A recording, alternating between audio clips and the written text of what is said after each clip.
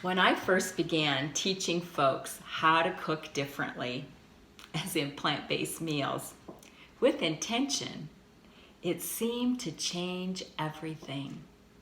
I knew from my own reading, being a student myself, that there were marvelous benefits to plant-based foods. In general, I knew that many diseases were preventable.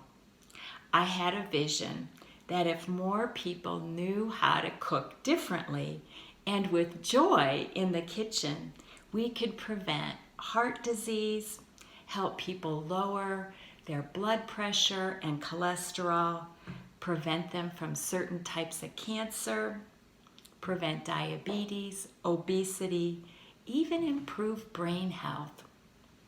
For me, these outcomes were exhilarating. It's what motivated me in the beginning to share and teach others a new and a better way to cook.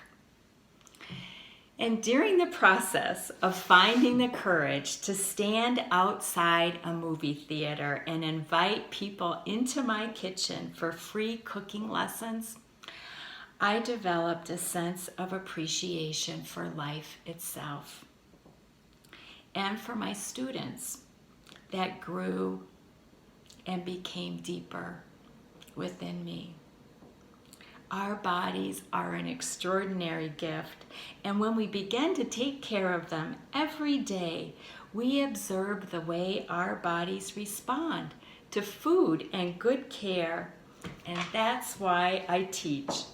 This became literally a spiritual practice for me, and I am so excited that the world is waking up and sensing that our food choices impact much more than ourselves. It's the entire world. Our actions are connected to everything. This is a kitchen theater where we take concepts that are often complex, ideas that are beyond ourselves, that require us to think and ask questions and reflect before they become part of our daily bread. The action of thinking before we eat.